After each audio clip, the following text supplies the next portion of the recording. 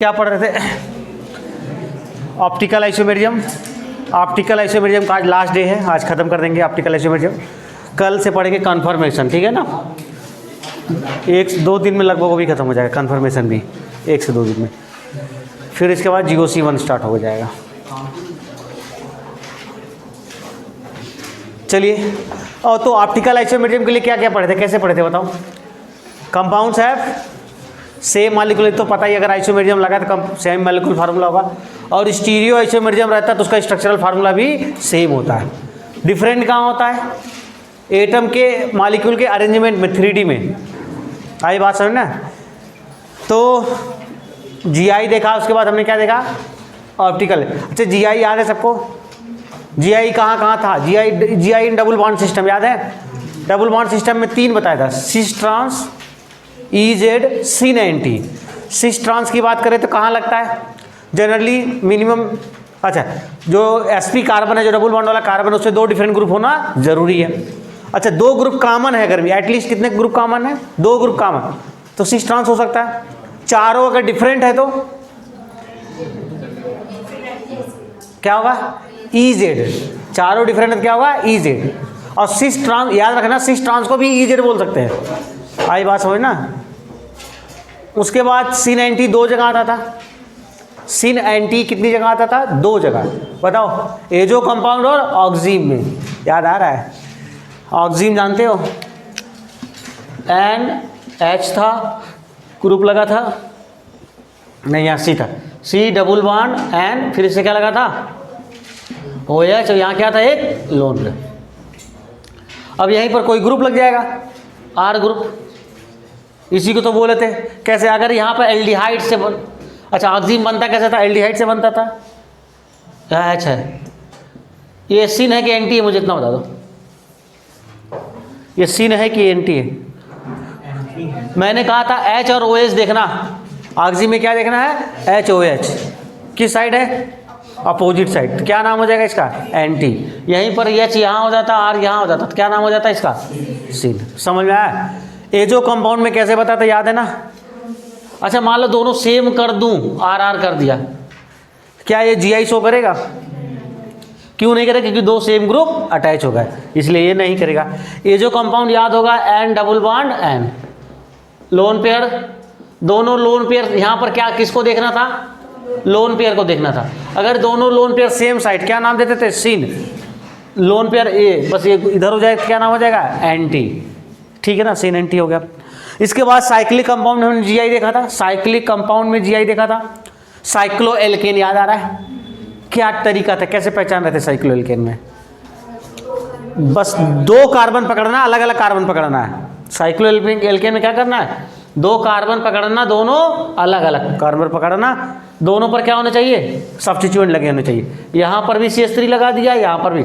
ये दोनों group same हो सकते हैं या दोनों ग्रुप डिफरेंट भी हो सकते हैं। बातें समझ में आ रही हैं? लेकिन 2 कार्बन, मिनिमम 2 कार्बन पर, ज़्यादा पर है तो चलेगा, लेकिन मिनिमम कितना कार्बन? 2 कार्बन पर 2 सब्स्टिट्यूएंट लगे होने चाहिए, तो सिस ट्रांस आइसोमेरिज्म या GI शो करेगा। बातें समझ में आ गई? इसके बाद हमने आपको जिक्र किया था साइक्लो एल्कीन में। साइक्लो मतलब साइकिल बनाओ, साइकिल बनाओ, और एल्कीन। क्या GI शो करेगा? क्यों नहीं करेगा? मिनिमम 7 कार्बन तक नहीं करता है। 7 कार्बन तक नहीं करेगा, 8 कार्बन करेगा। क्यों? अगर मान लो एक थ्योरेटिकल क्वेश्चन डाल दे, कि मैंने बहुत ज़्यादा समझाया नहीं था इसको, लेकिन हाँ इतना जरूर बताया था कि अगर ऐसा होता है तो क्यों होता है, तो इसका ट्रांसफॉर्म क्या होता है? अनस्टेबल होता है। ट्रांसफॉर्म क्या होता है? अनस्टेबल होता है, GI शो नहीं करता है। बात समझ में आ गई ना? इसको समझाया क्यों नहीं कर, बना के दिखा सकता हूँ, लेकिन टाइम वेस्ट होता है, इसीलिए नहीं बनाया। नेक्स्ट देखिए, आई बात समझ में? GI हो गया। GI और कहाँ, और कहीं बताया था? GI और साइक्लिक, और कहाँ GI बताया था? Chemical reaction leading to GI। Chemical reaction leading to GI मैंने बताया था ना। Chemical reaction leading to GI में क्या था बताओ? कौन सा है? एल्डिहाइड कीटोन था क्या? R क्या था? C डबल बॉन्ड O, यहाँ क्या लगा था? H। यही था।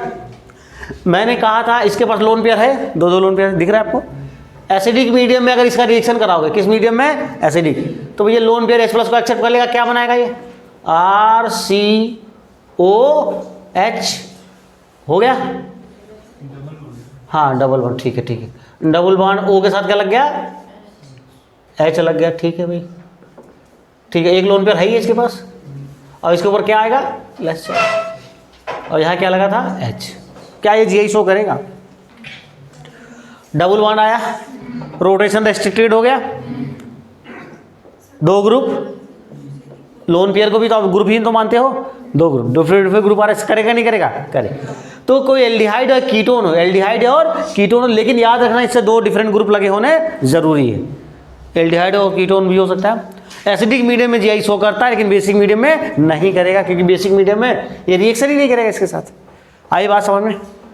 और बताओ किसमें? एलियंस में GI बताया था। एलियंस में GI वो तो पहले सिखा चुका हूँ, हॉरी वर्टी हॉरी, याद है ना?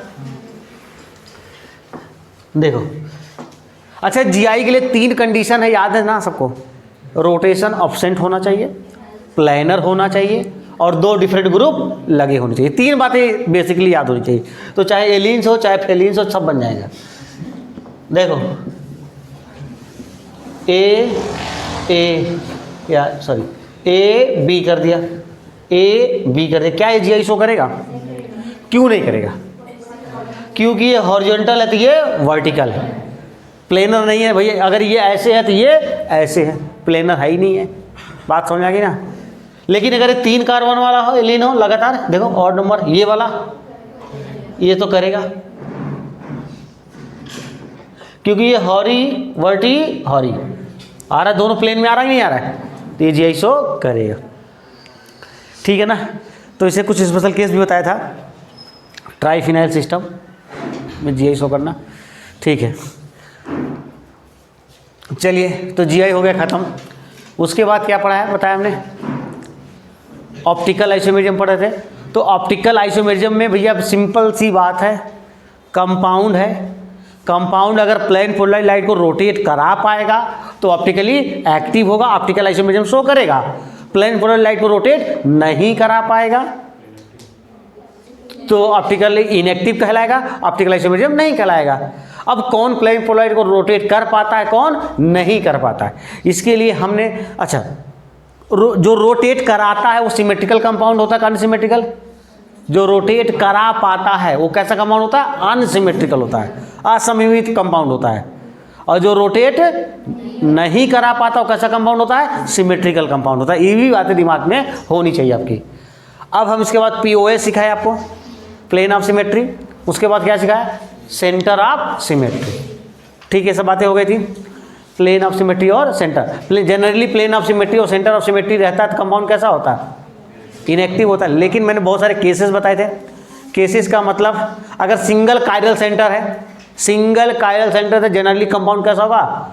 ऑप्टिकली एक्टिव होगा, अनसिमेट्रिकल होगा। भैया एक कायरल सेंटर का मतलब 4 डिफरेंट ग्रुप लगे हैं, एक जगह नहीं होता वो मैं अलग से बताऊंगा, बाकी तो आप दिमाग में बैठा लीजिए। अगर सिंगल कायरल सेंटर है तो क्या होगा? Optically active. उसके बाद मैंने आपको पढ़ाया मीजो कंपाउंड। क्या पढ़ाया?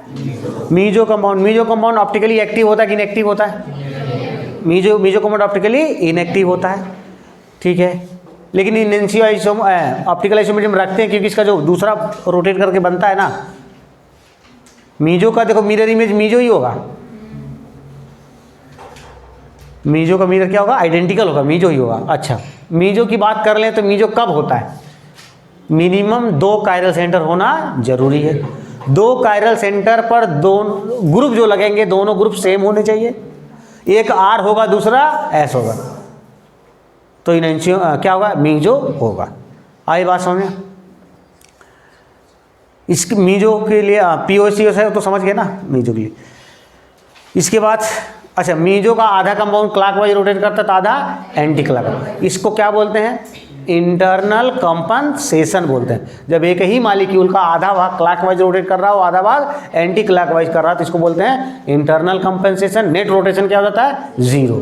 इसीलिए कंपाउंड कैसा हो जाता है? Optically inactive. ठीक है, इसके बाद क्या बताया भाई हमने आपको? बोलो। इनेंशियोमर। इनेंशियोमर क्या होता है, कैसे पहचानेंगे हमने भैया? जो उसका डेफिनेशन है, डेफिनेशन ये कि ऑप्टिकली एक्टिव, पहली बात तो ऑप्टिकली एक्टिव होना जरूरी है, पहला लाइन यही है, optically active non super imposable mirror images of each other called क्या? इनेंशियोमर। मैंने ट्रिक से कैसे सिखाया था? आर का एस या एस का आर हो रहा है तो क्या है वो? इनेंशियोमर है। दो कायरल सेंटर हैं तो कोई बात नहीं, एक का आर का एस होना चाहिए, दूसरे का एस का आर होना चाहिए, बात समझ, लेकिन मीजो नहीं होना चाहिए। नेट रोटेशन देख लेना अनसिमेट्रिकल कंडीशन में, ठीक। अगर सिमेट्रिकल कंडीशन हो गई, आर का एस हो रहा है, एस का आर हो रहा है, तब तो वो मीजो हो जाएगा। लेकिन अनसिमेट्रिकल कंडीशन है, आर का एस हो रहा है, एस का आर हो रहा है, तो फिर वो क्या कहलाएगा? इनेंशियोमर। ठीक है। इनेंशियोमर के बाद बताया था आपको डायस्टीरियोमर। क्या बताया था? डायस्टीरियोमर। डायस्टीरियोमर की बात कर लें, क्या होते हैं diastereomer? Diastereomer non mirror images of each other, non mirror images of each other. याद रखिएगा, इनेंशियोमर तो ऑप्टिकली एक्टिव होते हैं, लेकिन डायस्टीरियोमर ऑप्टिकली एक्टिव भी हो सकते हैं, इनएक्टिव भी हो सकते हैं, या दोनों में से आप एक्टिव भी हो सकते हैं और इनएक्टिव भी हो सकते हैं। जैसे सिस ट्रांस, सिस ट्रांस तो जीआई शो कर रहा है ना, लेकिन एक दूसरे के क्या है, वो मिरर इमेज तो होंगे नहीं, तो उनको क्या बोलेंगे हम? डायस्टीरियोमर। क्या बोलेंगे? डायस्टीरियोमर। तो मिरर इमेज नहीं है तो क्या है? डायस्टीरियोमर। डायस्टीरियोमर के छोटे भाई बंधु भी आज देखेंगे उसको, ईपीमर और एनोमर। ईपीमर और एनोमर ये डायस्टीरियोमर ही हैं, उसी के बस कैटेगरी है, आज देखेंगे इसको भी। इसके बाद हमने क्या देखा भाई? Racemic mixture. हाँ, रेशमिक मिक्सचर, रसमलाई वाला मिक्सचर नहीं है, क्या है? रेशमिक मिक्सचर को एक और नाम देते हैं इनेंशियोमर पेयर। क्या बोलते हैं? Enantiomer pair. भैया अगर क्लॉकवाइज कोई रोटेशन करता, मतलब अगर कोई इनेंशियोमर है तो उसका मिरर इमेज बनता है, non super imposable mirror image बनता है, तो उसी को हम क्या बोलते हैं? Racemic mixture. अरे भैया कोई एक मॉलिक्यूल क्लॉकवाइज रोटेट कर रहा है, उसी का मिरर इमेज कैसा करेगा? एंटी क्लॉकवाइज करेगा। तो रेशमिक मिक्सचर का डेफिनेशन क्या था? Equimolar mixture of R and S, या डी आर एस भी बोल सकते हो, लेकिन ज़्यादा डी और एल, डी और स्मॉल डी और स्मॉल एल, स्मॉल डी और स्मॉल एल का जो इक्विमोलर मिक्सचर होता है उसी को हम क्या बोलते हैं? Racemic mixture. आई बात समझ में? तो जो दो मिरर इमेज एक है, उसी का मिरर इमेज बना दिए हो। अगर ये क्या है आपका क्या है? इनेंशियोमर है, ये भी इनेंशियोमर है, उसका अगर मिरर इमेज है, तो इन दोनों का मिक्सचर को क्या बोलोगे? Racemic mixture. बात समझ आ गई ना? तो यहीं तक शायद हुआ था मेरे हिसाब से। ठीक है भैया, और याद है ना वो 6 ठे बताया था, भूलना नहीं उसको। भूल गया? बताओ, सोडियम बोरोहाइड्रेट क्या करता है? सोडियम बोरोहाइड्रेट क्या करता है? 3 को ना भाई बोलते हैं ना भाई, सोडियम को क्या बनाता है? अल्कोहल बनाता है, एसिड हैलाइड, एल्डिहाइड और कीटोन को। आई बात समझे? उल्फ किसनर याद है? ओ बढ़िया, वो NH2KOH। क्या काम था इसका? एल्डिहाइड और कीटोन को एल्केन बना देना।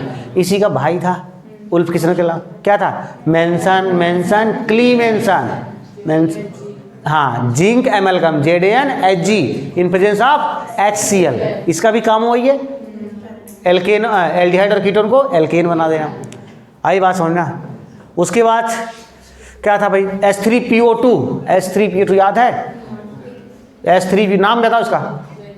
H3PO2 हाइपोफॉस्फोरस एसिड, BDC को बेंजीन बना देता था। BDC बोले तो बेंजीन डाइजोनियम क्लोराइड। याद है ना? कितने हो गए? एक आध और बचाइए। अरे जो टकराएगा एल्केन बन जाएगा, तो याद ही है। बाप रे, और भी कोई छूटा था? और कौन है? मुंड रोजेन मुंड भैया क्या है? 2 काम करता है, याद है? पहले बताओ, रोजेन मुंड है, रीजन क्या है? H2PdBSO4। क्या काम है इसका? एसिड हैलाइड को एल्डिहाइड बनाता है, एसिड हैलाइड को एल्डिहाइड, और एल्काइन को सिस एल्कीन बनाना है, तो भी इसी का यूज करेंगे। ठीक है, चलिए आज एक और बताएंगे। ये सब चीज़ें तो ऐसे ही याद कर लेंगे हम लोग। चलिए आज हम पढ़ेंगे DL कॉन्फ़िगरेशन। डी और एल के बारे में कुछ जानते हैं आप? कब डी होता है कब? जैसे डी ग्लूकोज का नाम सुना है, L glucose, D glucose, L glucose, इराइथ्रोथ्रियो, है ना, तो उसी में यूज़ होता है। तो एक काम करिए, पहले इसका रूल है उसको लिख लीजिए, तो फिर इसको हम समझते हैं। लिखिए, पॉइंट वाइज लिखते चलिए।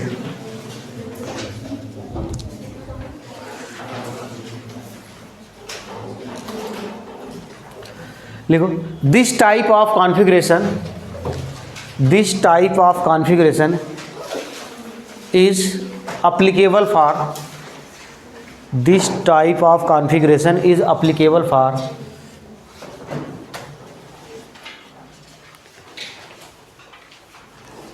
is applicable for carbohydrate and amino acid. This type of configuration is applicable for carbohydrate and amino acid. Carbohydrate and amino acid. Next point लिखिए, it does not have any relation with, it does not have any relation with, it does not have any relation with small D, it does not have any relation with small d and small l. It does not have any relation with small d and small l.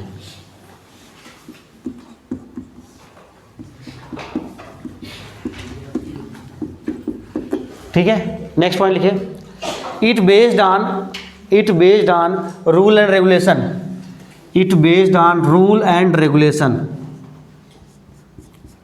it based on rule and regulation.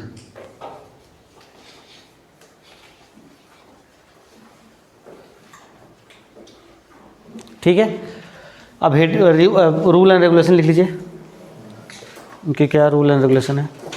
Rule लिखो, लो बोलो, all the carbon, rule में लिखिए, rule करके लिखो, all the carbon containing functional group, all the carbon containing functional group, all the carbon containing functional group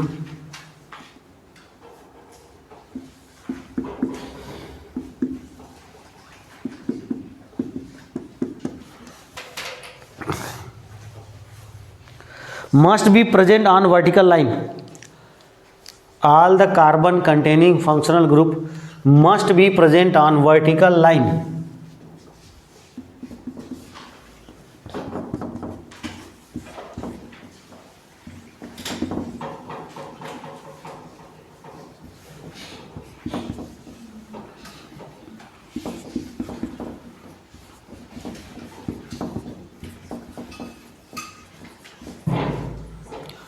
क्या लिखे, all the carbon containing functional group must be present on vertical line. Vertical line समझ में आता है ना, VCR याद है ना, हाँ, वर्टिकल। नेक्स्ट लिखिए, top priority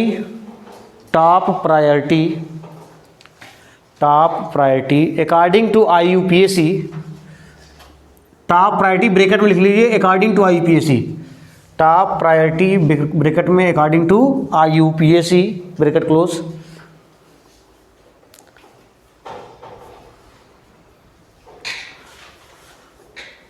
must be present on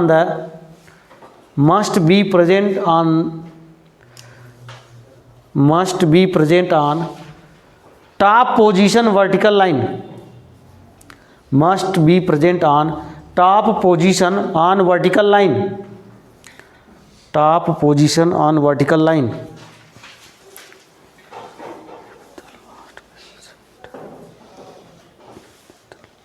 हो गया।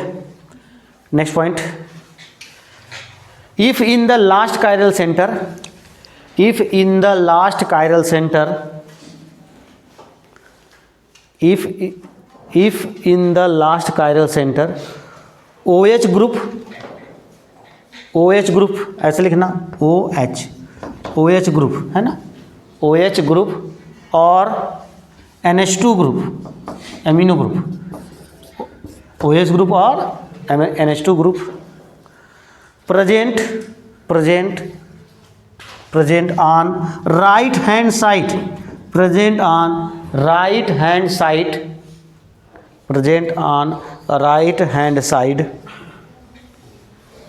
present on right hand side, then it will be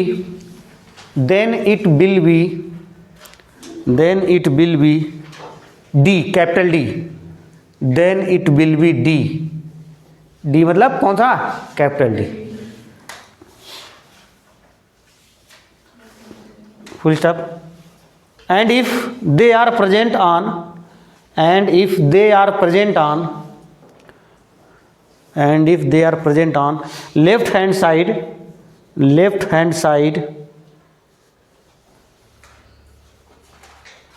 left hand side, it will be L, capital L. Left hand side को शॉर्ट फॉर्म में क्या है, LHS. Right hand side को क्या बोलते हैं, RHS. Then it will be क्या, L, capital L. एक last,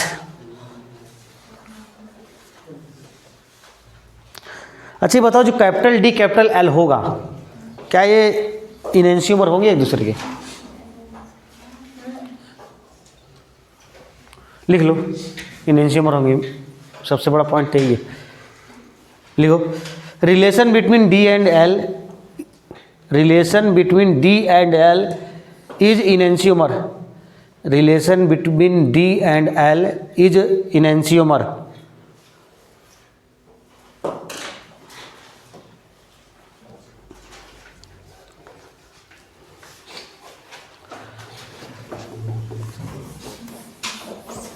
Relationship between capital D and capital L is enantiomer.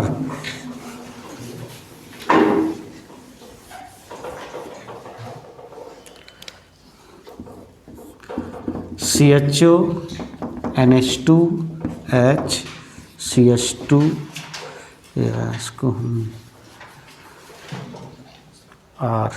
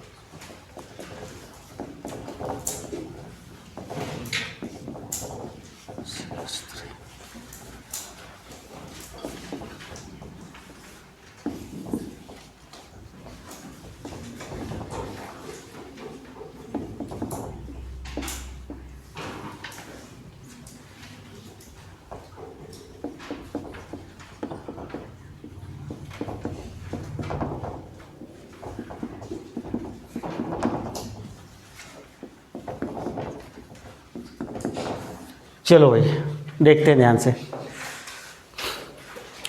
मैंने क्या बताया, जो रूल लिखाए हैं, पहले क्या बताया कि कहाँ पर यूज होता है कैपिटल डी और कैपिटल एल, कार्बोहाइड्रेट और अमीनो एसिड. पढ़ा होगा आपने बायोमॉलिक्यूल्स में, कार्बोहाइड्रेट, नहीं तो बायोमॉलिक्यूल्स आएगा तो पढ़ेंगे ही, है ना. कार्बोहाइड्रेट और बायोमॉलिक्यूल्स में पढ़ा होगा. कार्बोहाइड्रेट और अमीनो एसिड पढ़ा है, पढ़ लिए ना. अमीनो एसिड क्या होता है, यूनिट होता है, किसका होता है, प्रोटीन का.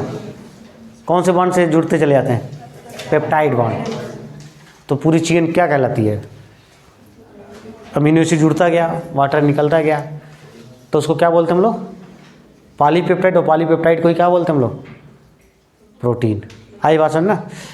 तो दो ही जगह यूज होता है कैपिटल डी और कैपिटल एल, कार्बोहाइड्रेट और अमीनो एसिड. अमीनो एसिड अगर आपने पढ़ा होगा तो पढ़ा होगा कि देखो सबसे सिंपल अमीनो एसिड यही साथ एलेनिन. अमीनो एसिड से दो फंक्शन ग्रुप अटैच होते हैं मिनिमम. कौन कौन से फंक्शन ग्रुप है, एक CHO एल्डिहाइड होता है, एक NH2 होता है, बताया ना. ठीक है, तो इसका एलेनिन क्या नाम है, एलेनिन. एलेनिन देख लेना एलेनिन क्या नाम है। अब सुनो, हमको डी और एल बताना है। देखो मैंने क्या रूल लिखा है, रूल क्या बताया है, पहला क्या रूल बताया बताओ। पहली बात तो जो मैंने बताया है कि जो functional group, carbon containing functional group कहाँ होने चाहिए, वर्टिकल। देखो ये वर्टिकल लाइन है, कार्बन कंटेनिंग फंक्शनल ग्रुप कहाँ होने चाहिए, वर्टिकल। दिख रहा है ना, ये वर्टिकल लाइन पर ही होना मस्ट है, जरूरी है। तो CHO जाने, CHO C डबल बॉन्ड क्या है उसका, CHO एल्डिहाइड है कि नहीं, C डबल बॉन्ड OH, तो कौन सा फंक्शनल ग्रुप है ये, एल्डिहाइड है, कार्बन कंटेनिंग फंक्शनल ग्रुप है। तो होगा कहाँ पर, किस पोजीशन में होना चाहिए इसको, वर्टिकल। तो वर्टिकल है कि नहीं, सब में है, वर्टिकल है। अब बताइए अगर वर्टिकल है, दूसरा रूल क्या बताया, अगर मान लो एक से अधिक फंक्शनल ग्रुप है, एक से अधिक फंक्शनल ग्रुप है, तो सबसे टॉप पर किसको रखेंगे, सबसे टॉप पर किसको रखेंगे, IPAC के अकॉर्डिंग बताया गया आपको प्रायोरिटी ऑर्डर मिला है फंक्शनल ग्रुप का ना। सबसे पहले क्या होता है, कार्बोक्सिलिक एसिड होता था, बात समझ आ रही ना। तो जो प्रायोरिटी ऑर्डर वहां पर है ना, वही प्रायोरिटी ऑर्डर, मतलब जो सबसे ज्यादा प्रायोरिटी ऑर्डर रहेगा कार्बन कंटेनिंग फंक्शनल ग्रुप, उसको सबसे ऊपर रखना। अगर मान लो कार्बोक्सिलिक एसिड आता तो हम कहाँ रखते इसको, CHO को हटा करके यहाँ पर क्या लगते हैं हम, कार्बोक्सिलिक एसिड। बातें समझ में आ गई ना, टॉप प्रायोरिटी ऑर्डर में रखना है। जैसे इसमें देखो NH2 भी है, CHO भी है, तो हमने ऊपर किसको रखा है, CHO को, कार्बन कंटेनिंग वर्टिकल कॉलम में होना चाहिए, और इसको प्रायोरिटी ऑर्डर क्या होना चाहिए, 1 ज़्यादा होना चाहिए। और क्या बताया, इसके बाद क्या करना है, बस सिंपल सी बात है, नीचे से क्या लिखे हो, ये वाला, if in the last chiral centre, last chiral centre कौन होगा, अब तो एक ही कायरल सेंटर इसमें हाई है, तो लास्ट की बात ही नहीं है। अगर कायरल सेंटर में, लास्ट कायरल सेंटर मतलब नीचे वाला, लास्ट कायरल सेंटर में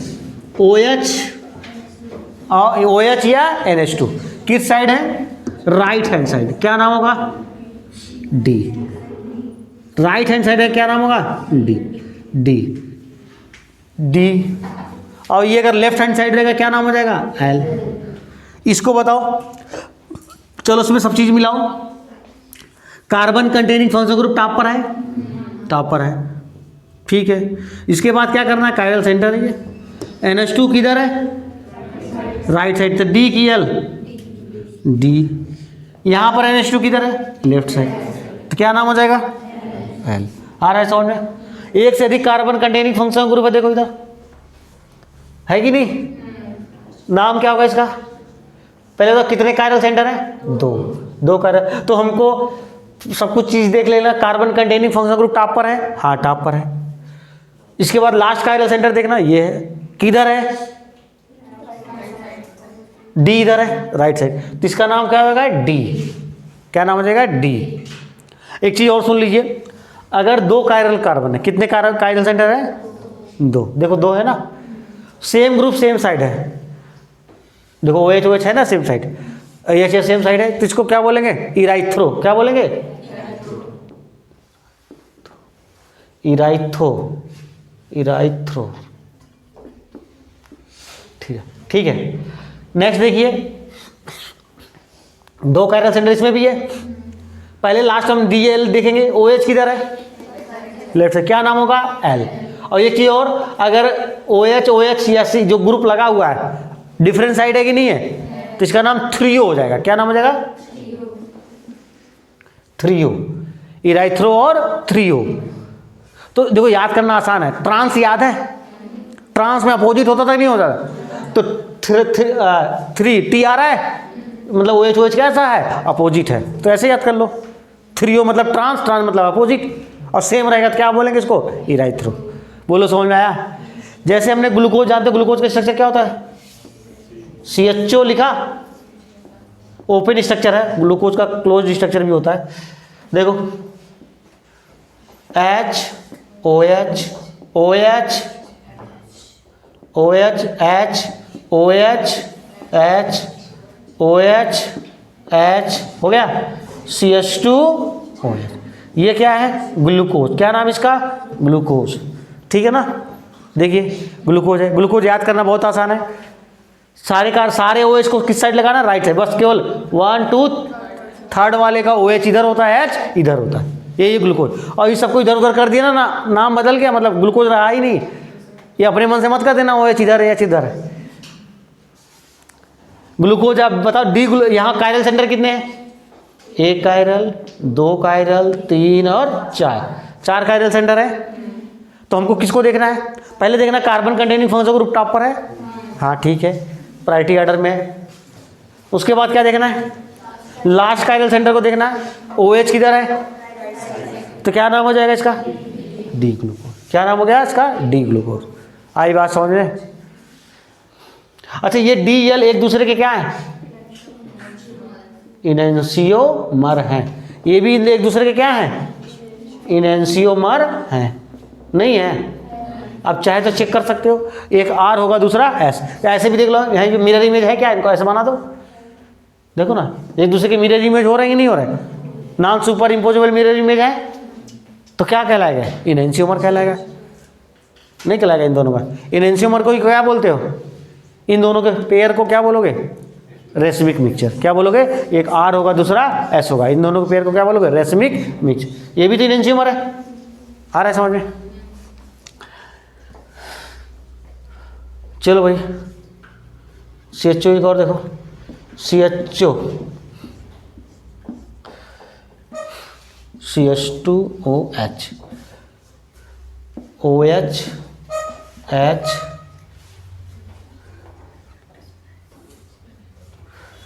OH H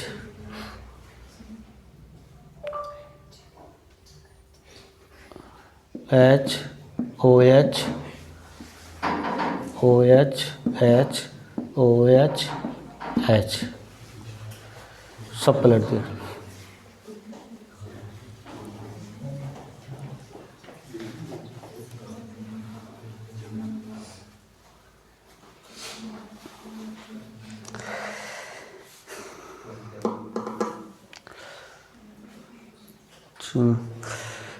इसका नाम क्या हो गया? ये डी ग्लूकोज था, ये क्या हो जाएगा? L glucose. एल ग्लूकोज हो गया, है ना? क्या एक दूसरे के इनैंसियोमर पेयर हैं ये? देख लो नाम सब मिरर इमेज है कि नहीं है? अच्छा, मैं अगर मैं ऐसा कर देता, देखो ध्यान से देखो, CHO CH2OH, और यहाँ पर हमने क्या लिखा? HOH, उसके बाद OH H H OH OH H, ठीक है ना? क्या ये एल फॉर्म है कि डी फॉर्म है? नीचे से देखेंगे एल फॉर्म तो है। इसको नाम दे दिया A B और C। आपको बताना A और C, A एंड C, बताओ क्या इनैंसियोमर है? DL तो है, ये D है, ये L है। DL है कि नहीं है? मिला लो, चेक कर लो, CHO ऊपर है, सब कुछ सेम है। OH इधर है, OH इधर दिख रहा है, केवल लास्ट कायरल सेंटर को मैंने बदला है, OH इधर कर दिया, H इधर कर दिया। आ रहा है समझ में ना? तो बताओ, L तो है ना, लेकिन क्या इसका इनैंसियोमर पेयर कहलाएगा? क्योंकि मिरर इमेज नहीं है। बात समझ आई ना? क्लियर हुआ? मिरर इमेज और कैसे? मान लो ये R है तो ये फिर क्या होगा? S। ये R है तो ये क्या होगा? S। ये R है तो समझ में आ रहा है ना? तो R का S तभी तो कहलाएगा। तो ये मतलब A और C इनैंसियोमर नहीं, नॉट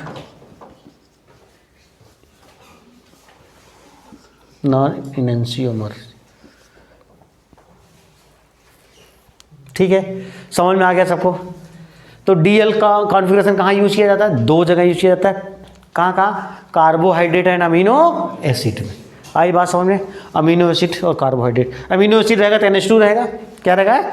CH2। देखो यही फंक्शनल ग्रुप होता है, आपको अमीनो एसिड में जानते हो। यही R ग्रुप बदलता जाता है, अमीनो एसिड क्या होता है? बदलता जाता है। आई बात समझ में? ठीक है, नोट कर डालिए फटाफट।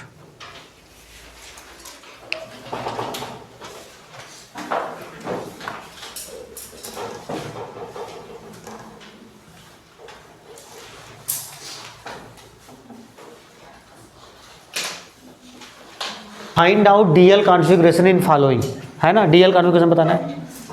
तो क्या बता सकते हो भैया, क्या रूल्स क्या हो? कार्बन कंटेनिंग फंक्शन ग्रुप को कहाँ रखना है? टॉप पर रखना है।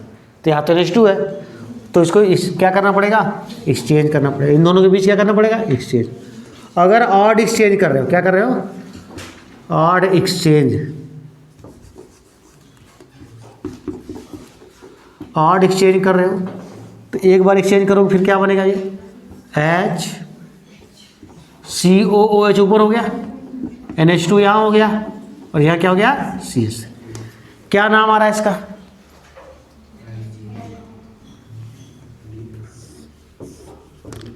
ये L आ रहा है ना, आएगा, लेकिन नाम क्या देंगे? D। क्या लिखेंगे? D। क्यों? क्योंकि हमने एक बार क्या किया है? एक्सचेंज किया। बात समझ आ रही है ना? एक बार, दो बार एक्सचेंज करना अगर कहीं पर पड़ जाए तो मतलब सेम है, दो बार एक्सचेंज करना पड़ जाए तो सेम है। जैसे ऑड एक्सचेंज था। दूसरा हम लेते हैं इवन एक्सचेंज।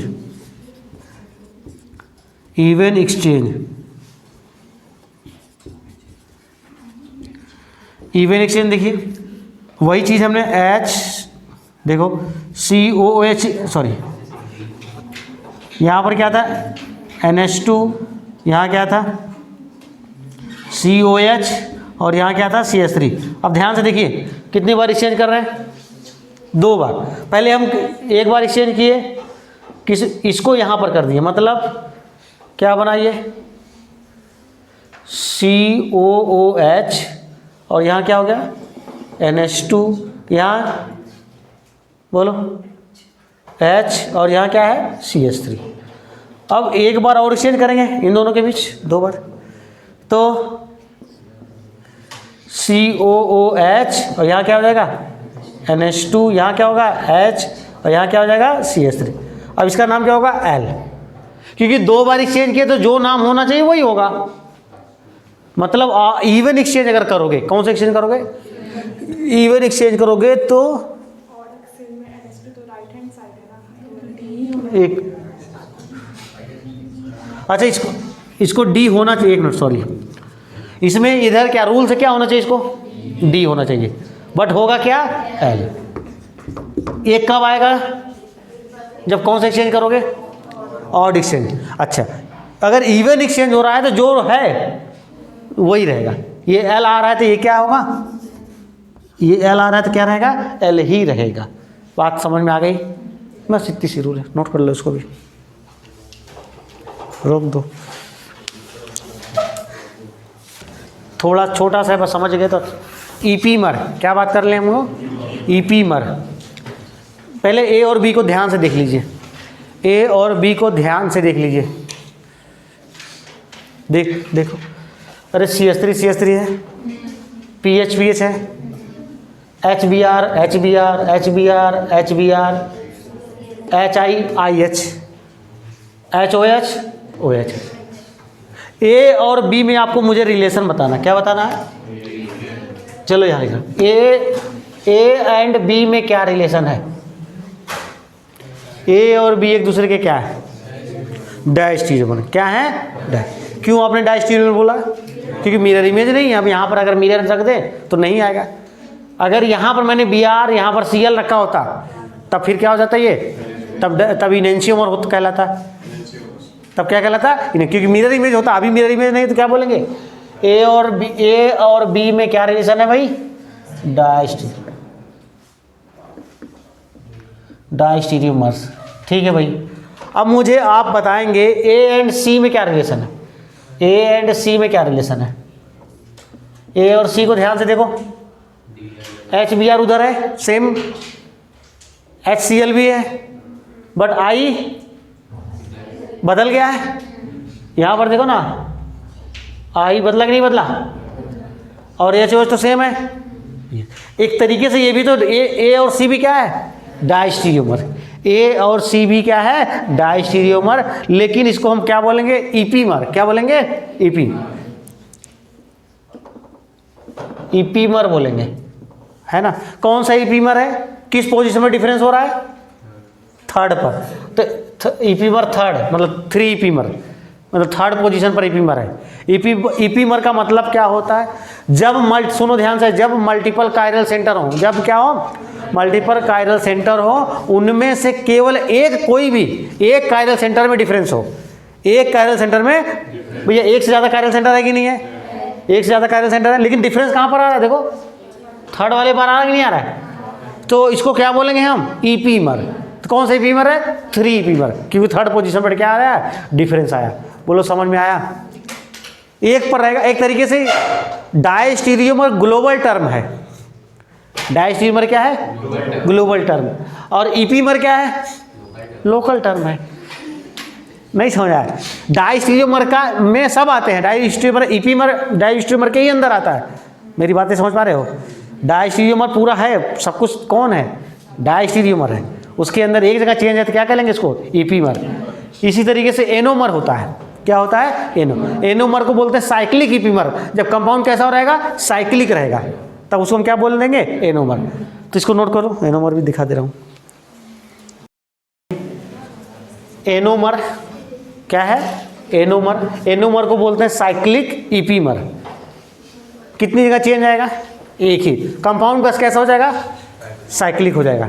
ये साइक्लिक कैसे बनता है, जब हम पढ़ेंगे ना क्या, कार्बोहाइड्रेट बायोमॉलिक्यूल्स, तब आपको स्ट्रक्चर बनाने आएगा। बस अभी फिलहाल इतना जानिए कि साइक्लिक कंपाउंड दिख रहा है आपको, साइक्लिक है तो चेंजिंग कितनी जगह है, क्या ये कायरल सेंटर है, देखो ना मल्टीपल कायरल सेंटर है कि नहीं इसमें। यहाँ पर देखिए CH2OH, CH2 ऊपर है, CH2OH ऊपर, H नीचे है। यहाँ पर क्या है, H ऊपर, CH2OH नीचे, तो बाकी सब सेम है क्या, देख लो मिला लो, बाकी सब सेम है। यहाँ पर OH ऊपर, यहाँ भी OH ऊपर, यहाँ दोनों में OH नीचे, तो यहाँ पर भी OH नीचे, यहाँ OH ऊपर, यहाँ भी OH ऊपर। बस डिफरेंस कहाँ पर आ रहा है, केवल एक कायरल सेंटर में डिफरेंस आ रहा है। इसी को हम क्या बोल देंगे, एनोमर। क्या बोल देंगे, एनोमर। नहीं समझ में आया। अगर मैं पूछूं क्या एक दूसरे के डायस्टीरियोमर हैं, हाँ एक दूसरे क्या है, डायस्टीरियोमर में क्या है, एनोमर। साइक्लिक ईपीमर को क्या बोलते हैं, समझ में आ गया। एक तरीके से डायस्टीरियोमर ग्लोबल टर्म है और ईपीमर क्या है, लोकल टर्म है। तो एनोमर क्या है, गली मोहल्ला टर्म। अब लोकल के अंदर और लोकल क्या जाओगे, गली मोहल्ला टर्म। बात समझ आ गई ना। हाँ तो एक चीज़ याद रखिए, सब क्या है, डायस्टीरियोमर है, बस उसी के भाई बंधु है। ठीक है, नोट कर लो इसको। Hereditary counting of optical isomers. इसमें पहला केस आएगा अनसिमेट्रिकल का।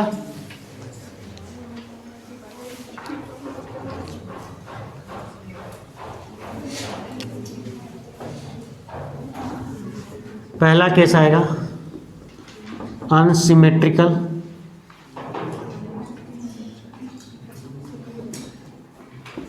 Unsymmetrical number of optical isomer is equal to 2 की पावर n, 2 की पावर n, वेर n क्या है, where n number of chiral centre, number of chiral centre, number of chiral centre है। जैसे मैंने एक एग्जांपल लिया,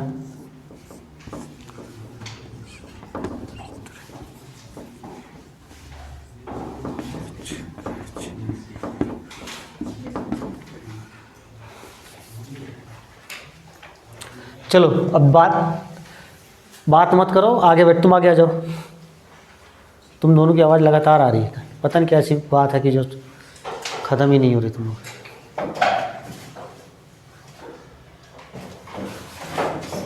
देखिए मैंने क्या काउंटिंग ऑफ ऑप्टिकल आइसोमेरिज्म सिखा रहा हूँ। अभी मैं ऑप्टिकल की, मैंने आपको काउंटिंग ऑफ जीआई बताया ना, काउंटिंग ऑफ जियोमेट्रिकल आइसोमेरिज्म याद है। 2 केस बताता है, सिमेट्रिकल और अनसिमेट्रिकल। तो सिमेट्रिकल का फर्क बताओ, सिमेट्रिकल कंडीशन में, अनसिमेट्रिकल क्या था, 2 की पावर n, 2 की पावर n, n क्या था, वहाँ पर डबल बॉन्ड सिस्टम था, या जहाँ से जीआई पॉसिबल होता था। आई बात समझ में, दैट इज द n होता था। उसके बाद सिमेट्रिकल केस में बताता 2 की पावर क्या बताता, n-1 प्लस 2 की पावर p था। 2 की पावर क्या था, p, वेयर p क्या था, इवन के लिए अगर n क्या रहेगा, इवन के लिए क्या था,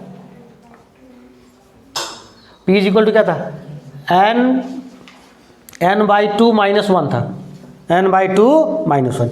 ऑड अगर ऑड था तो ऑड के लिए क्या था, n - 1/2 था। याद आया कुछ? ये किसके लिए था, जब GI काउंट करना था। क्या काउंट करना था, GI भूलिएगा मत, अब इसी का यूज़ आएगा, ठीक है। याद है नहीं वाला भी, अनसिमेट्रिकली 2 की पावर n वहाँ भी था, 2 यहाँ इसके लिए भी क्या है, 2 की पावर n। वहाँ पर n क्या था, number of double bond system था या जिससे GI पॉसिबल होता था जितने से। यहाँ पर n क्या है, कायरल सेंटर, n क्या है, कायरल सेंटर, ठीक है। चलिए देखिए n क्या है, कायरल सेंटर। कितने कायरल सेंटर है यहाँ पर जरा बताओ, कितने कायरल, 2 दिख रहे हैं आपको, देयर आर 2 कायरल सेंटर। क्या है, सिमेट्रिकल है, अनसिमेट्रिकल है? भैया यहाँ CH3 लगा, यहाँ PH लगा है, क्या ये मीजो हो सकता है? मीजो तो ही नहीं, मैंने क्या बताया था, दो कायरल हो, दोनों से सेम ग्रुप है, सेम ग्रुप तो है ही नहीं, मीजो तो ही नहीं। अगर मैं इसका मिरर इमेज बना दूँ, क्या बनेगा मिरर इमेज, जल्दी बताओ। ऊपर CH3, यहाँ क्या होगा, OH, यहाँ क्या होगा, H, OH, H, नीचे क्या हो जाएगा, PH। दो का यही भी तो वही, क्या एक दूसरे के मिरर इमेज है, non super imposable mirror image है। अगर ये R होगा तो ये S होगा, और अगर ये S होगा तो ये R होगा, है कि नहीं है? तो इन दोनों के मिक्सचर को हम क्या बोलेंगे, इनेंशियोमर। नहीं, इनेंशियोमर है, एक दूसरे के इनेंशियोमर है ये। अच्छा, इसको इन दोनों के पेयर, मतलब पेयर, इन दोनों के एक साथ क्या बोलेंगे, पेयर को क्या बोलेंगे, इनेंशियोमर पेयर या रेसिमिक मिक्सचर। आई बात समझ में, रेसिमिक मिक्सचर या इनेंशियोमर पेयर। अब मैंने क्या किया, इसको नाम दे दिया A, इसको नाम दे दिया B। अब देखो जरा, मैं एक बनाने जा रहा हूँ, देखो ऊपर CH3 कर दिया, देखते जाओ, H, OH, मैंने बदल दिया, इसको बदल दिया, OH को इधर कर दिया, H को इधर कर दिया, और नीचे PH, इसको नाम दे दिया C। क्या इन दो से किसी का मिरर इमेज है? ये नहीं बन सकता भाई, ये बदल गया ना पोजीशन, इन दोनों में से किसी का मिरर इमेज नहीं। हाँ, लेकिन इसका मिरर इमेज तो हो सकता है। इसका मिरर इमेज बनाओ, कैसे बनाओगे, OH, H, H, OH, नीचे क्या था, PH, ऊपर क्या था, CH3। ये देखो D बन गया। तो टोटल कितने आइसोमर बनना है? अच्छा, ये तो एक, ये आपस में क्या इनेंशियोमर है कि नहीं है, इनेंशियोमर है, तो ये रेसिमिक मिक्सचर भी हुआ। बात समझ आई? तो कितने आइसोमर बन रहे हैं टोटल, 4। कितने बन रहे हैं, 4। जरा मैंने क्वेश्चन यही दिया था, यही था। कितने कायरल सेंटर दिख रहे हैं, 2। अब जरा नंबर ऑफ आइसोमर निकालो तो, number of optical isomer, number of optical isomer is equal to बोलो 2 की पावर 2, मतलब कितना आया, 4 आया कि नहीं आया, 4 आया। बातें समझ में आ रही है? इसमें मीजो कोई है क्या, कोई भी मीजो नहीं है। आई बात समझ ना? अभी एक लिस्ट बना रहा हूँ, नोट कर लो इसको, तो फिर आपको अच्छा समझ आएगा।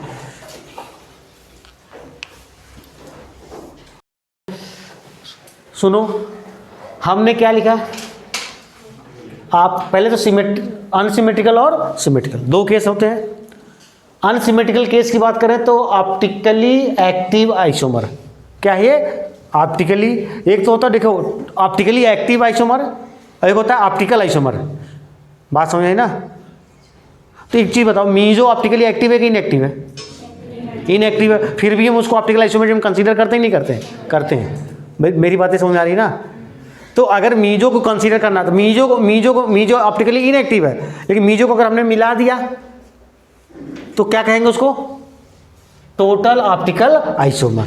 ऑप्टिकली एक्टिव को अलग चीज है, ऑप्टिकली एक्टिव आइसोमर बोल रहा हूं, और एक बोल रहा हूं टोटल ऑप्टिकल आइसोमर मीजो को मिलाते हुए। इनेंशियोमर पेयर को क्या बोलते हैं, रेसिमिक मिक्सचर। चलो पहले समझते हैं। हमने 2 की पावर, देखो ऑप्टिकली एक्टिव आइसोमर 2 की पावर n, देख लो 2 की पावर n एग्जांपल से समझ में आ रहा है। क्या इसमें कोई अनसिमेट्रिकल रहता है तो क्या मीजो बनेगा? भैया जब ग्रुप ही सेम नहीं रहेगा तो मीजो बनने का कोई सवाल ही नहीं है। तो मीजो बनेगा क्या, नहीं बनेगा। तो जो भी होगा ऑप्टिकली एक्टिव आइसोमर होगा वही क्या होगा, टोटल ऑप्टिकल आइसोमर भी होगा। समझ में आ रहा है, 2 की पावर n भी हो रहा है। अब इनेंशियोमर निकालना है तो 2 की पावर n-1। जरा देखो कि इनेंशियोमर पेयर कितने आए हैं, 1 और ये क्या है 2, आए कि नहीं आए? अरे यही तो इनेंशियोमर पेयर है, इन दोनों को पेयर को क्या बोलोगे, इनेंशियोमर पेयर या रेशमिक मिक्सचर। तो रेशमिक मिक्सचर कितने आ रहे हैं, आ रहे हैं समझ में, 2 आए कि नहीं आए? फार्मूले में जरा चेक करो, n की वैल्यू कितनी थी, 2 में से 1 जाएगा तो कितना आएगा 1, तो कितना आएगा 2। आ रहा है कि नहीं आ रहा है, समझ में आ गया सबको? अनसिमेट्रिकल वाला केस एक ही है। अब देखिए सिमेट्रिकल केस क्या है, सिमेट्रिकल केस में जब n इक्वल टू क्या होगा, इवन नंबर होगा। तो इवन के लिए फार्मूला क्या याद रखना है, 2 की पावर n-1 याद है, GI के लिए याद आ रहा है, 2 की पावर n-1 लिखा था प्लस 2 की पावर क्या लिखा था p। ये 2 की power p is equal to, जब इवन होता था, इवन के लिए क्या होता था n/2 - 1, और अगर ऑड होता था तो n-1/2। याद आ रहा है ये, बस यही बातें याद रखिए। यहाँ पर देखिए इवन है तो मीजो के लिए क्या निकालना है, n/2 - 1। आ रहा है कि नहीं आ रहा है, इवन के लिए n/2 - 1, इवन के लिए आ रहा है कि नहीं आ रहा है? तो एक तरीके से दिमाग को अपने फिक्स करना है, बस आप जानते हो सब चीज़ें। तो यहाँ पर n/2 - 1, ठीक है। अब टोटल निकालना है, ये ऑप्टिकली एक्टिव हो गया, ये क्या हो गया मीजो हो गया, दोनों को जोड़ दो क्या कहलाएगा, टोटल ऑप्टिकल आइसोमर कहलाएगा। तो टोटल ऑप्टिकल आइसोमर कितना आएगा, 2 की पावर n-1 प्लस 2 की पावर n/2 - 1। नहीं समझ में आया भैया, दोनों को हमने जोड़ दिया और क्या कर दिया, और रेशमिक मिक्सचर निकालना है या इनेंशियोमर पेयर निकालना है, 2 की पावर n-2 कर देना है। क्या कर देना है, 2 की पावर n-2। अब चलिए यहाँ पर देखिए, इधर देखो, यहाँ पर निकालना ऑप्टिकली एक्टिव निकालना है। क्या निकालना है, ऑप्टिकली एक्टिव। तो टोटल ऑप्टिकल आइसोमर कितना आ रहा है, इधर देखो 2 की पावर n-1। जो यहाँ पर था वो चीज़ अब यहाँ पर टोटल ऑप्टिकल आइसोमर फार्मूला क्या है यहाँ, इसके लिए ऑड के लिए 2 की पावर n-1। अब मुझे एक्टिव निकालना तो उसमें से मीजो घटा दूं, मीजो क्या कर दूं, मीजो माइनस कर दूंगा तो ऑप्टिकली एक्टिव हो जाएगा। और क्या, तो मीजो क्या है इसके लिए, और इवन के लिए ये था, ऑड के लिए क्या होता है n-1/2। आ रहा है समझ ना? तो माइनस क्या कर दूंगा, 2 की पावर n-1/2। क्या हो जाएगा ये, ऑप्टिकली एक्टिव आइसोमर। नहीं समझ में आ रहा है? इसको अगर हम अल्फा मान लें, क्या मान लें, बराबर अल्फा, ऐसे नाम दे दिया, जो भी नंबर आएगा। तो रेशमिक मिक्सचर क्या होगा इसके लिए, α/2। क्या हो जाएगा, α/2। नहीं समझ में आया? जो भी ऑप्टिकली एक्टिव आएगा उसको हम क्या कर देंगे, 2 से डिवाइड कर देंगे, वो क्या कहलाएगा, इनेंशियोमर पेयर या ऑप्टिकल आइसोमेरिज्म। ठीक है भाई, समझ में आया? कुछ याद कर लोगे, याद करना फिर से देखो कैसे याद करोगे। इवन है तो टोटल ऑप्टिकली एक्टिव का फार्मूला 2 की पावर n-1। मीजो इवन के लिए याद ही होता है, क्या होता है 2 की पावर n/2 - 1 हो गया। दोनों को जोड़ दो तो टोटल ऑप्टिकल आइसोमेरिज्म कहलाएगा। और क्या निकालना है, इनेंशियोमर पेयर निकालना है, तो क्या कर दोगे, 2 की पावर n-2 कर देना। आ रहा है समझ में? इसके बाद ऑड के लिए क्या फार्मूला बताया, ऑड के लिए बल्कि यहाँ से याद कर, टोटल आइसोमेरिज्म कितना होता है, जो यहाँ पर ऑप्टिकली एक्टिव के लिए फार्मूला था वो यहाँ पर इसके लिए क्या है, टोटल के लिए है। तो 2 की पावर n-1, उसमें से मीजो हमने क्या कर दिया, माइनस कर दिया, तो आ गया। आई बात समझ? बस मीजो याद रखना, ऑड और इवन के लिए क्या क्या होता है याद रहेगा ना, मीजो ऑड और इवन के लिए। क्लियर? अब हम क्वेश्चन प्रैक्टिस करेंगे तो और क्लियर हो जाएगा। उसको चार्ट को नोट कर लो, चार्ट को। इसके बाद हम क्वेश्चन प्रैक्टिस करने जा रहे हैं। चलो भाई फटाफट निकालो। फाइंड ऑप्टिकली एक्टिव, क्या क्या बताना है, optically active, meso, total optical isomer and racemic mixture, या इसको इनेंशियोमर पेयर। शुरू करें। चलो भाई पहले ढूंढो कितने कायरल सेंटर है, 1 2 2 कायरल सेंटर दिख रहा है। क्या इसमें सिमेट्रिकल है कि अनसिमेट्रिकल है? 2 बराबर भागों में बांट सकते हो। ये यहाँ से अगर बीचों बीच काटोगे भी ना तो देखो अलग अलग आएगा। यहाँ क्या है, CS3 आ रहा है, यहाँ क्या आ रहा है, यहाँ फिर CS2 आ रहा है, उसके बाद CS3 आ रहा है, तो 2 अलग अलग ग्रुप है कि नहीं है? तो यहाँ पर सिमेट्री नहीं है। सिमेट्री नहीं है तो 2 की पावर क्या लगाओगे, n, यही तो लगाओ 2 की पावर n। कितने हैं इसमें? तो हमने पहले क्या निकालना है, टोटल, अच्छा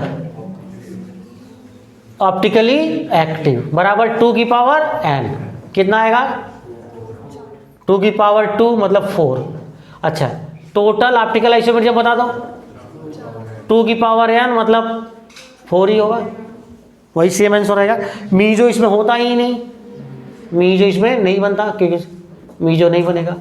रेशमिक मिक्सचर, रेशमिक मिक्सचर बोलो 2 की पावर n माइनस 1, तो 2 की पावर 2 माइनस 1 मतलब 2। समझ में आ गया? चलो इसमें बताओ, 2 कायरल सेंटर दिख रहे हैं, क्या 2 को सिमेट्री है? नहीं है। सिमेट्री नहीं तो फिर कैसे करेंगे हम? 2 की पावर, हाँ ऑप्टिकली एक्टिव बताओ, 2 की पावर 2 मतलब 4, सेम वही भी हो जाएगा, बाकी सब चीज़ें सेम है ना, ऐसे कर रहा हूँ, समझ जाओगे। इसमें बताओ भाई कितने कायरल सेंटर है? 1 2 3 और 4 कायरल सेंटर। क्या POS है? नहीं। देखो यहाँ पर CS कहेंगे सर यहाँ से बराबर काटो ना, 2 बराबर, कहाँ कट रहा है? इसका इसके साथ ठीक है, इसका इसके साथ तो ठीक है, यहाँ CS3 और यहाँ CS2, डिफरेंस हुआ कि नहीं हुआ? तो डिफरेंस हुआ तो इसमें PO मतलब सिमेट्री नहीं है। तो क्या बोलेंगे हम, क्या निकालेंगे? ऑप्टिकली एक्टिव 2 की पावर कितना 4, कितना हो जाएगा ये 16, कितना हो जाएगा 16। Total optical isomer, total optical isomer बराबर क्या फार्मूला है? वही आएगा 16 ही हो जाएगा। और बताओ मीजो तो होगा नहीं, मीजो 0। और बताओ रेशमिक मिक्सचर 8 हो जाएगा, नहीं 2 की पावर की कितना करोगे, 2 की पावर 4 माइनस 1, तो 2 की पावर कितना हो जाएगा 3 के मतलब 8। अब सुनो एक चीज़ और कर सकते हो, जितना ऑप्टिकली एक्टिव आएगा ना उसी का हाफ क्या होता है, रेशमी। जानते भी हो रेशमी मिक्सचर क्या होता है? ऑप्टिकली एक्टिव है, उसी का mirror image optically active. 2 enantiomer मिला करके इनेंशियोमर पेयर बनता था, उसी को क्या बोलते थे आप, रेशमी मिक्सचर। इनेंशियोमर पेयर का मतलब 2 ना, तो जितने ऑप्टिकली एक्टिव होंगे उसी का आधा कर दोगे तो क्या आ जाएगा, रेशमी मिक्सचर है। वही चीज़ तो हो रही है, आ रहा है समझना। चलिए नेक्स्ट देखते हैं, इसमें बताओ। देखो भाई इसमें स्टार लगा लो, क्या लगा लो, स्टार। देखो कायरल सेंटर है, ये भी कायरल सेंटर है। कहेंगे सर ये कहाँ कायरल सेंटर है?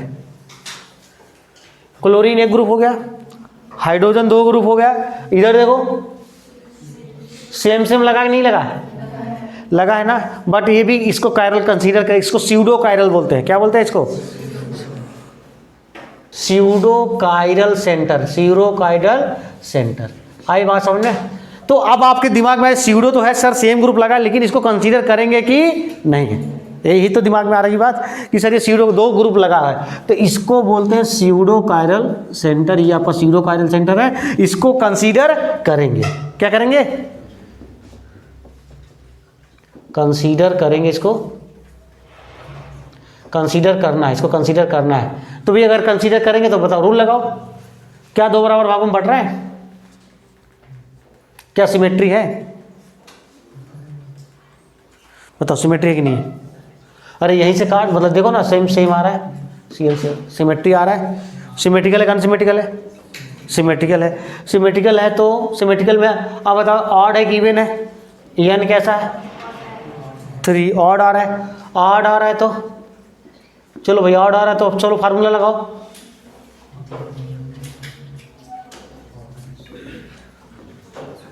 हाँ बताओ, फार्मूला बताओ।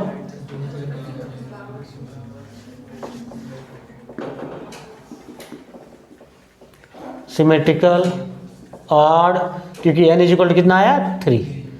चलो तो सबसे पहले क्या निकालना था, ऑप्टिकली एक्टिव। ऑप्टिकली एक्टिव क्या फार्मूला है, 2 की पावर n माइनस 1। तो 2 की पावर कितना 3 माइनस 1 मतलब 2 की पावर 2। 2 की पावर 2 का मतलब कितना 4 आ गया। अच्छा सॉरी, इवन के लिए लगा लिया, एक मिनट, हमको 8 लिए लगाना ना। 8 के लिए फार्मूला क्या था भाई, 2 की पावर, हाँ 2 की power n minus 1, meso minus करो इसमें से, 2 की पावर n माइनस 1 बाई 2। हाँ चलो भाई 2 की पावर n, ये कितना आ जाएगा 4 हो जाएगा, डायरेक्ट लिख दूँ। इसको बताओ 2 की पावर n, यहाँ पर कितना है 3, यहाँ ऊपर कितना जाएगा 2, 2 बाई 2 मतलब 1 आया, मतलब ये कितना आ जाएगा 2। इसका आंसर कितना आ जाएगा 2। आ रहा है समझ में, ऑप्टिकली एक्टिव आ गया। नेक्स्ट चीज बताओ, मीजो निकालो। चलो मीजो निकालो, मीजो फार्मूला क्या है, यही तो है मीजो, 2 की पावर n माइनस 1 बाई 2। कितना है 2 की power 3 minus 1 by 2, that is कितना आ जाएगा 2 आ गया। नेक्स्ट चीज निकालो, टोटल ऑप्टिकल आइसोमरिज्म बताओ, 2 की पावर n माइनस 1, तो 2 की पावर 2 माइनस 1 कितना आ जाएगा, सॉरी 3 है ना, तो कितना आ जाएगा 4 आ जाएगा। ठीक, और कुछ बचा है, और क्या निकालना है, रेशमिक मिक्सचर। क्या फार्मूला था रेशमिक मिक्सचर का, अल्फा बाई 2। अल्फा का मतलब ये अल्फा कौन है, ऑप्टिकल एक्टिव। ऑप्टिकल एक्टिव कहाँ कितना है 2 आ रहा है, तो 2 बाई 2 दैट इज 1। तो रेशमिक मिक्सचर कितना होगा 1। या नीचे में पेड़ कितना होगा, समझ में आ गया। ठीक है, इसमें बताओ, ऐसे नोट कर लो, इसको भी बनाओ फटाफट बनाओ। देखो कायरल सेंटर कितने हो गए 2 कायरल सेंटर है। ठीक है, क्या सिमेट्री है इसमें, सिमेट्रिकल का सिमेट्रिकल भाई 2 बराबर भागों में बांट सकते हैं, सिमेट्रिकल दिख रहा है। तो सिमेट्रिकल है तो कौन सा फार्मूला लगाएंगे, हाँ ये रहा इवन वाला। तो भाई इवन के लिए बताओ क्या है, पहले था ऑप्टिकली एक्टिव बराबर 2 की पावर n माइनस 1, 2 की पावर n माइनस 1, n कितना है 2, तो 2 माइनस 1 मतलब 2 आ जाएगा। दूसरा बताओ, और क्या, टोटल ऑप्टिकल आइसोमर बराबर क्या फार्मूला बताओ। अच्छा पहले मीजो निकाल लेते हैं, क्या निकालते हैं, क्या इसमें मीजो होगा, मीजो के लिए फार्मूला क्या था 2 की पावर, अच्छा क्या है इवन है ही ना, इवन के लिए क्या बताया था 2 की पावर n बाई 2 माइनस 1, तो 2 की पावर 2 बाई 2 माइनस 1, 2 की 1 माइनस 1 0, तो मीजो कितना आया 1 आया। तो ऑप्टिकली एक्टिव कितना हो जाएगा, ऑप्टिकली टोटल ऑप्टिकल आइसोमेट्रिक कितना हो जाएगा, डायरेक्ट जोड़ दो 2 प्लस 1 कितना आ जाएगा 3 आ जाएगा, चाहे तो फार्मूले से निकाल लो। मैंने यही तो किया है, इन दोनों को जोड़ा ही तो है, यहाँ पर देखो ना, ये देखो नहीं जोड़ा है, समझ आया ना। मीजो को जोड़ देंगे तो क्या बन जाएगा टोटल ऑप्टिकली एक्टिव। नेक्स्ट बताओ, ये तो लिख लियोगे, इसको हटा दो, ये वाला हटा दो। चलो रेशमिक मिक्सचर बताओ, ऑप्टिकली एक्टिव कितना है 2 है, तो 2 बाई 2 कितना आ जाएगा 1, अल्फा बाई 2। इसके लिए क्या फार्मूला है,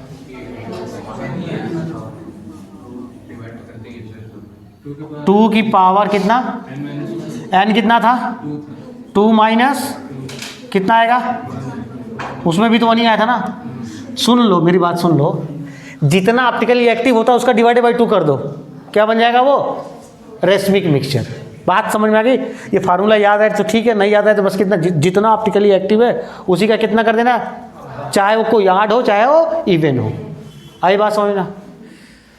चलो नेक्स्ट बताओ, ये सिंगल कायरल सेंटर है? सिंगल कायरल सेंटर तो जान, सिंगल कायरल है कि नहीं है? पहले बताओ है कि नहीं है? दो बराबर भागों में बट रहा है ना यहाँ, नहीं समझ आ रहा है तो कायरल सेंटर नहीं है। अगर मैं यहाँ कोई ग्रुप लगा देता तब तो हो जाता है, तो नहीं है, तो नहीं है तो क्या निकालेंगे इसका ऑप्टिकल एक्सपोजर? नहीं निकालेंगे। नेक्स्ट बताओ, इसमें बताओ कितने हैं, सिमेट्रिकल कि अनसिमेट्रिकल? अनसिमेट्रिकल। बोलो 2 की पावर, 2 की पावर, बस 2 की पावर 2 4 आएगा, तो यही सेम होगा, सबका कुछ यही होगा। इसका बता दो कितने कायरल सेंटर हैं? अरे भैया देखो, नाइट्रोजन 1 2 3 4, और ये इसको देखो, एक ग्रुप, इधर 2 ग्रुप, CH3 3, एक H, तो कितने कायरल सेंटर है? 2 कायरल सेंटर है, तो 8 है गिवन है। अरे मतलब अनसिमेट्रिकल सिमेट्रिकल है? अनसिमेट्रिकल, तो 2 की पावर n, तो 2 की पावर 2 मतलब कितना आ जाएगा? 4। नीचे तो होगा ही नहीं। समझ में आ गया सबको? नोट कर डालिए।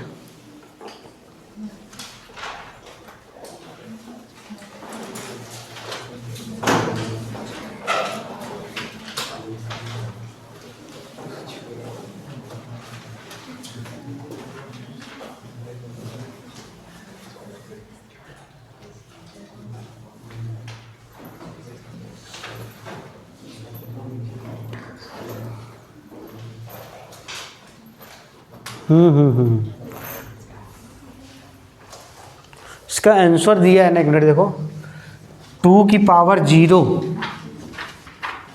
कायरल सेंटर है क्या?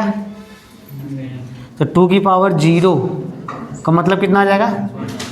1 ईयर। अच्छा 1 है तो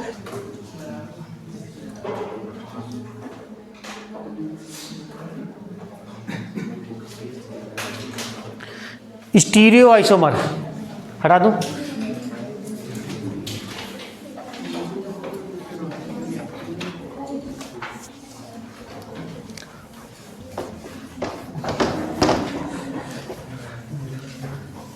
वेयर एन क्या है? एन है आपका क्या?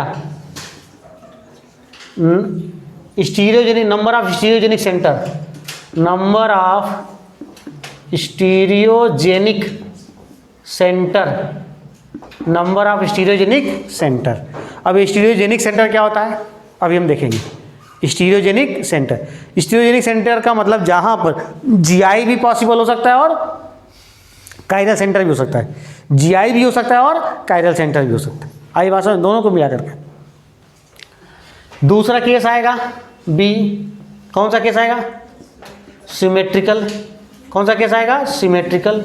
सिमेट्रिकल का केस आएगा टोटल, इधर देखो, सिमेट्रिकल में 2 आते हैं। पहला क्या आता है? If n is equal to क्या हो? इवन। क्या हो? इवन। फार्मूला क्या है? वही, अच्छा सिमेट्रिकल फार्मूला याद दे रहा हूँ, टोटल स्टीरियो आइसोमर बराबर वही फार्मूला था, जल्दी बोलो कौन सा? 2 की पावर n-1 प्लस 2 की पावर p, यही था ना। If n is equal to क्या रहेगा? इवन रहेगा, यही फार्मूला तो यही है, देखो यही पर इवन रहेगा तो p इज इक्वल टू क्या हो जाएगा? यस, 2 की पावर n/2 - 1, 2 की p बता रहा ना, n/2 - 1। If n is equal to क्या हो? ऑड, तो p इज इक्वल टू बोलो n-1/2। वही पहले वाला जीआई में नहीं पढ़े थे, वही सेम है कि नहीं है? तो अब इससे एग्जाम्पल प्रैक्टिस कर लें तो समझ में आ जाएगा। ये फार्मूला नोट कर लो, इसके बाद एग्जाम्पल देख लेते हैं।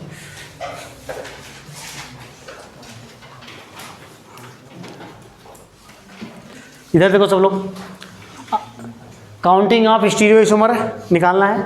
अनसिमेट्रिकल फार्मूला क्या? 2 की पावर n। n क्या है? Stereogenic centre. स्टीरियोजेनिक सेंटर का मतलब जिसमें जीआई भी हो और नंबर ऑफ कायरल सेंटर भी हो। जीआई भी हो और कायरल सेंटर भी हो। आई बात समझ? वही ये फार्मूला तो आप जानते हैं सिमेट्रिकल के लिए 2 की पावर n माइनस 1 पर 2 की पावर p। अगर n इवन है तो n/2 माइनस 1 हो जाएगा, और n ऑड है तो p की वैल्यू कितना हो जाएगा n-1/2। अब जरा क्वेश्चन से चेक करते हैं इसको। पहला वाला क्वेश्चन देखो, क्या ये कायरल सेंटर है? जब पे ना समझ में आए स्टीरियोजेनिक सेंटर का मतलब, स्टीरियोजेनिक सेंटर मतलब क्या लिख सकते हो? Chiral centre, chiral centre plus क्या जीआई। हाँ जीआई लिख सकते हो ना, है ना। देखो क्या ये कायरल सेंटर है, ये भी कायरल सेंटर है, ये भी कायरल, तीन कायरल सेंटर है, और एक जीआई वाला है, दिख रहा? ये दोनों मिला करके ना, दोनों डबल बॉन्ड मिला करके एक जीआई होगा ना। यहाँ से दो डिफरेंट ग्रुप लगेंगे, नहीं लगाएगा, एक CH3 लगाएगा, क्या चलेगा? जीआई करेगा नहीं करेगा? करेगा जीआई। ये भी तो अगर यहाँ पर मैंने ऐसे कर दिया तो क्या जीआई शो करेगा? अब ये तो अब नहीं करेगा, लेकिन अब करेगा। आ रहा है समझ में ना? तो बताओ क्या ये दो बराबर भागों में बट रहा है? दो नहीं बट रहेगा, तो 2 की पावर n कितना दिया? 2 की पावर कितना आया? 4। 1 2 3 यानी इक्वल टू कितना आएगा? 4। तो 2 की पावर 4 मतलब 16। समझ में आया? जरा इसमें बताओ क्या ये जीआई शो करेगा? ये कायरल सेंटर है, ये कायरल सेंटर है, ये जीआई शो करे। क्या ये दो बराबर भागों में बट रहा है? बट रहा है नहीं बट रहा है? अरे यहाँ से देख लो भाई, बट रहा है। इधर से देखो कैसे, ऐसे देखो, C से Cl लगा तो यहाँ पर भी C से Cl लगा है। आगे देखो CH से डबल बॉन्ड लगा तो आगे भी CH से डबल बॉन्ड लगा। आगे CH3 है तो यहाँ पर भी क्या है? CH3। तो ये दो बराबर भागों में बट रहा है। बट रहा है कि नहीं बट रहा है? तो सिमेट्रिकल की अनसिमेट्रिकल हो गया? सिमेट्रिकल, भाई सिमेट्रिकल वाला केस। और सिमेट्रिकल का केस आ गया तो हम n इक्वल टू कितना है? 1 2 3 4। 4 है तो इवन, इवन है। अब इवन है तो फार्मूला बोलो, total stereo isomer is equal to 2 की पावर n 4 माइनस 1 प्लस 2 की पावर p क्या हो सकता है? n/2। n/2 मतलब 4/2 माइनस 1। तो ये आ जाएगा कितना? ये 2 की पावर 3 प्लस ये आ जाएगा 2 में से 1 जाएगा 1, 2 की पावर 1। तो टोटल कितना आ जाएगा भाई? ये 8 हो जाएगा, ये 2 10। टोटल कितने आएंगे इसमें? 10। समझ में आ रहा है सबको? चलो ये बताओ क्या ये कायरल सेंटर है? अरे एक ग्रुप लगा CH2 CH, एक हाइड्रोजन, कायरल सेंटर है कि नहीं है?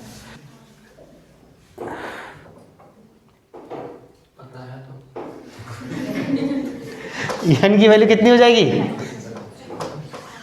बताओ? ये है कि नहीं कायरल? एक ग्रुप हुआ पूरा, एक CH2 लगा है, CH लगा है, 3 ग्रुप हुआ, एक हाइड्रोजन, 4 नहीं हो जाएगा? तो अब n की वैल्यू कितना आएगा? 5। 1 2, अरे ये कर रहा है नहीं कर रहा है? 5 नहीं होगा तो 5 करेगा तो 2 की पावर 5 कितना हो जाएगा भाई? 32। समझ में आ गया? चलो इसको बताओ, इसको बताओ, इसको पहचानो। मैंने ध्यान ही नहीं दिया इसको। चलो चलो चलो बताओ, इसको बताओ क्या ये कायरल सेंटर है? कैसे पता चला? CH2 फिर आगे बढ़े, आगे बढ़ते हो जब तक मिल ना जाए। देखो CH2 आगे CH2 आगे CH2CH। डिफरेंस आया कि नहीं आया? उसी तरीके से ये भी कायरल सेंटर है। कितने कायरल सेंटर हैं? 2। ठीक है ना? 2 कायरल सेंटर हो गए। तो सिमेट्रिकल की अनसिमेट्रिकल? अनसिमेट्रिकल। तो 2 की पावर कितना आएगा? 2 की पावर 2 कितना हो जाएगा? 4। समझ में आ गया सबको? एक लास्ट और एग्जांपल देख लीजिए तो। चलो बताओ क्या ये कायरल सेंटर है? क्या एक जीआई शो करेगा? क्या ये कायरल सेंटर है? तो n इक्वल टू कितना हो गया? n equal to 3। सिमेट्रिकल की अनसिमेट्रिकल? सिमेट्रिकल। कैसे पता सिमेट्रिकल? यहाँ से देखो दो बराबर भागों में बट रहा है, CH CH, देखो दो बराबर भागों में बट रहा है, यहाँ से सिमेट्रिकल हो गया। सिमेट्रिकल को फार्मूला कौन सा लगाएंगे? Total stereo isomers is equal to 2 की power n minus 3 minus 1 plus 2 की पावर, इवन है ना तो क्या लिखेंगे, सॉरी ऑड है ना तो क्या लिखेंगे, n माइनस 1 मतलब 3 माइनस 1 बाई 2, तो हो जाएगा 2 का पावर 2 प्लस 2 की पावर कितना 1। एक मिनट, यहाँ पर कितना आएगा 2 की पावर 2, तो कितना हो जाएगा 4 प्लस 2 कितना आ गया 6। टोटल स्टीरियो आइसोमर कितना हो जाएगा 6। आ गया निकालने। देखो एक तरीका अगर दिमाग में आप बैठा लो तो याद कर सकते हो। कहेंगे सर हम कौन सा GI का वाला याद करें कि ऑप्टिकल वाला याद करें कि स्टीरियो वाला याद करें? तो भैया जो ऐसा सुन लो, मेरी बात सुन लो ध्यान से। GI वाला सेम फार्मूला स्टीरियो के लिए लगा कि नहीं लगा, इतना बता दो। GI वाला सेम फार्मूला स्टीरियो पर लगा कि नहीं लगा? बस आपको यहाँ पर n की वैल्यू, वहाँ पर क्या था यही n is equal to GI के लिए क्या था, GI सिस्टम जितने हो सकते थे, और यहाँ पर n क्या है, GI भी है और कायरल सेंटर है, बस इतना सा अंतर है, फार्मूला सेम है।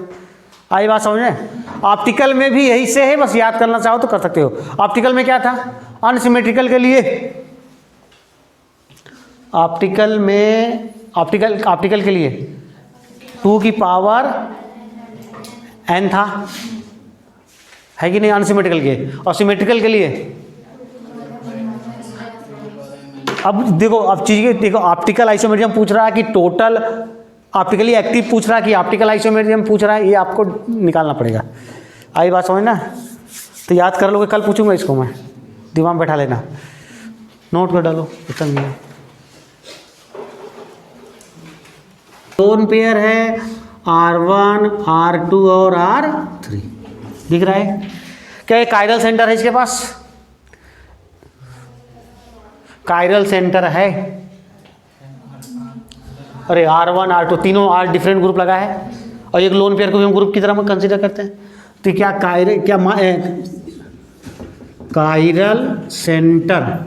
कायरल सेंटर इसमें है, तो कंपाउंड क्या ऑप्टिकली एक्टिव होगा, ऑप्टिकल आइसोमेरिज्म शो करेगा।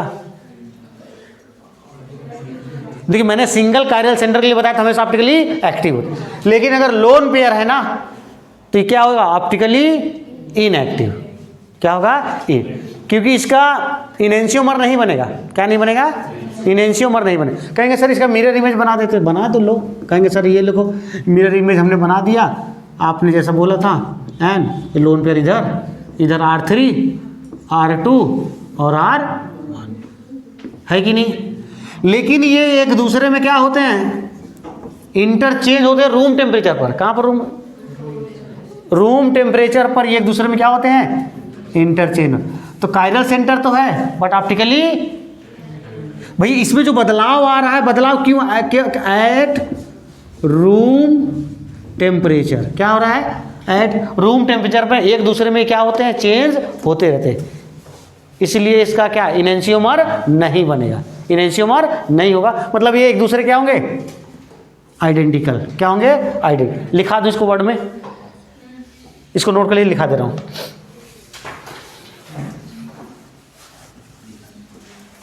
देखो नोट 1 लिखिए, कायरल नाइट्रोजन लिख लो, बाद में लिखते रहना, जगह छोड़ के लिख लो।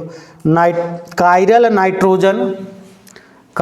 Nitrogen containing tertiary amine, chiral nitrogen containing मतलब रखते हुए, कंटेनिंग टर्शियरी या 3 डिग्री लिख लो, tertiary amine do not show optical isomerism, do not show optical isomerism. बात समझ में आ गई ना, do not show optical isomerism. बस यहाँ पर ऐसे बनाकर ऐसे लिख दीजिए। इसका रीजन लिखेंगे ड्यू टू, लिखो ड्यू टू, रीजन लिखो due to rapid umbrella due to rapid umbrella inversion at room temperature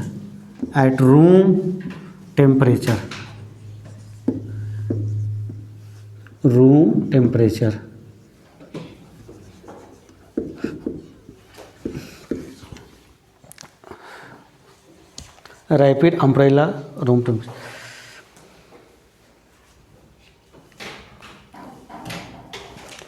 समझ में आ रहा है कुछ? क्या समझ में आया? कंपाउंड कैसा है? कायरल है। क्या है? कायरल है। कायरल का मतलब देखो 4 डिफरेंट ग्रुप लगे कि नहीं लगे हैं, तो क्या ऑप्टिकली एक्टिव होगा? हमने क्या लिखा है अभी आपको? क्या? Nitrogen containing tertiary amine 1 2 3 tertiary amine नहीं है, 3 डिग्री एमीन एक लोन पेयर है, टर्शियरी एमीन है। Do not show optical isomerism, optical isomerism नहीं शो करता क्योंकि एक, अच्छा ये बदल रहा है, इसका मिरर इमेज बन रहा है, ठीक है बन रहा है, लेकिन कब बन रहा है ये रूम टेम्परेचर अपने आप में एक दूसरे में बदलते रहते हैं, बदल रहे। बात समझ में ना? तो अगर रूम टेम्परेचर पे ये इसमें बदल रहा है, इसमें बदल रहा है, एक दूसरे आइडेंटिकल नहीं हुए तो आइडेंटिकल ही हो गए। अगर मान लीजिए मैंने एक एग्जांपल आपको नाइट्रोजन की जगह ऐसे ले लिया, देखो कार्बन के ऊपर एक R1 R2 और क्या लिख दिया R3, क्या एनायन है ये? कार्बन के ऊपर तो 3 ग्रुप लगा है, R1 R2 और 3। कार्बन के पास 4 इलेक्ट्रॉन होता था, देखो 4 इलेक्ट्रॉन है, अभी एक माइनस चार्ज का आने का मतलब क्या? 1 इलेक्ट्रॉन और आ गया, तो एनायन है कि नहीं होगा? क्या ये कायरल है? कायरल सेंटर है कि नहीं इसके पास? कायरल सेंटर तो है, लेकिन ये भी क्या करेगा? ऑप्टिकली इनएक्टिव होगा, क्योंकि वही रीजन रूम टेम्परेचर पर एक दूसरे में इंटरचेंज होगा। इन्वर्जन का मतलब एक दूसरे में क्या हो रहे हैं? बदल रहे हैं। तो R3 R2 और R1 R2 एंड R1। तो आपके दिमाग में आ गया जो मैंने कहा था कि एक सिंगल कायरल सेंटर है तो ऑप्टिकली हमेशा क्या होता था? ऑप्टिकली एक्टिव होता था, लेकिन किसको छोड़ करके? लोन पेयर वाला कंसीडर नहीं करना है। बात समझ में आ गई? क्लियर है? बाकी रीजन वही है, सेम, नोट कर लो इसको। अच्छा, एलियंस बता दिया हूं। एलियंस में कायरल सेंटर नहीं होता है, लेकिन ऑप्टिकली एक्टिव हो सकता कि नहीं हो सकता है? कॉलर है, ठीक है, रहने दो, अभी उठाओ मत। मैंने क्या बोला? एलियंस याद है? देखो एलियंस में इधर ध्यान दो, क्योंकि बता चुका हूं इसलिए लिखा नहीं रहा हूं। यहां पर हमने ए लिखा, यहां पर बी लिखा, ध्यान से देखो, यहां पर ए लिख दिया, यहां पर क्या लिख दिया? बी लिख दिया। क्या ये कायरल सेंटर है इसके पास? कायरल सेंटर नहीं है। मॉलिक्यूल कैसा है? सिमेट्रिकल कि अनसिमेट्रिकल? भैया ये क्या है? प्लेन में हॉरिजॉन्टल है, तो ये कैसा है? वर्टिकल। ये हॉरिजॉन्टल है, ये कैसा है? वर्टिकल। आ रहा है समझ में ना? तो क्या प्लेनर है? पीओएस सीओएस है इसमें? नहीं है। जब पीओएस सीओएस नहीं है तो कंपाउंड कैसा होगा? Optically active. कैसा हो जाएगा? ऑप्टिकल। कंपाउंड कैसा है? अनसिमेट्रिकल। बोलो समझ में आया कि नहीं? कायरल सेंटर नहीं है, कोई भी कायरल मॉलिक्यूल, कोई भी कायरल सेंटर नहीं, फिर भी कंपाउंड कैसा है? ऑप्टिकली एक्टिव है। रीजन, कंपाउंड कैसा है? अनसिमेट्रिकल। कंपाउंड कैसा है? अच्छा, अगर मैं ग्रुप को सेम कर दूं, अब बताओ क्या ऑप्टिकली एक्टिव है? यह कंपाउंड ऑप्टिकली एक्टिव है कि नहीं? इतना बता दो। क्या बताओ, कंपाउंड सिमेट्रिकल है अनसिमेट्रिकल है? इसको यहां से ऐसे कर लो, यहीं से काटो, आधा ए ऊपर आधा ए नीचे, आधा बी ऊपर आधा, और ये तो दोनों प्लेन में, ये सेम ए हो गया। पीओएस आ गया कि नहीं आ गया? एलियंस भी तभी ऑप्टिकल आइसोमेरिज्म शो करेगा। कब? जब इससे डिफरेंट ग्रुप लगे हों। इससे सेम ग्रुप लगाए, कोई भी दो सेम, चाहे ये सेम हो जाए चाहे ये सेम हो जाए, तब क्या करेगा, तब आप ऑप्टिकली एक्टिव नहीं होगा। ये सब बातें लिखाना है कि समझ गए? समझ गए ना? लिखवा नहीं रहा हूँ तब। ऐसे ट्राईफिनाइल सिस्टम में, बाईफिनाइल सिस्टम में था, समझ गए ना? चलिए ठीक है तो